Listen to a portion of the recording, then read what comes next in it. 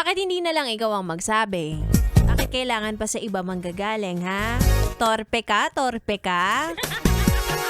Wala kang patutunguhan pag torpe ka.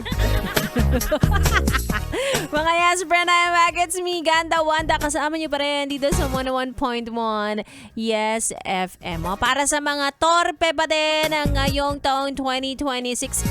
Ano na? Asan ang mga pinag-usapan natin last year na sabihin mo na hanggat kaya mo, hanggat nakakapagsalita ka, hanggat humihinga kayo. Huwag mo nang ipadaan sa kaibigan mo o kaibigan niya o kung kanino man, sabihin mo sa kanya ng diretsyo. Tumingin ka sa mga mata niya nang hindi ka kumukurap. Aminin mo na. Ito naman, masyado naman takot sa rejection eh. So, ganon. Kailangan mo tanggapin pero at least nasabi mo, gusto kita. Huwag naman ganun pagkakasabi. Baka nga namang tumakbo bigla, diba? Sabihin mo na yung intention mo.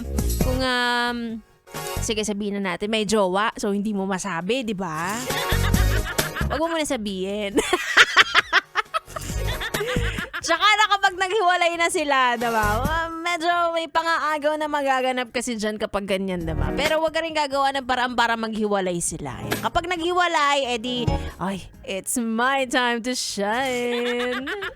Kung hindi naman naghiwalay, maging masaya ka na lang para sa kanya, diba? Humanap ka ng para sa'yo. Yung hindi ka mag-aabang, hindi ka maghihintay. Yung alam mo yon, talagang alam mo na binigay siya sa'yo ng universe.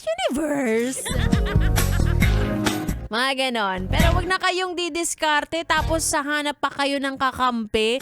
Dumiskarte kayo sa sarili ninyo. Diyos ko, turn on yun kapag sarili nyo lang.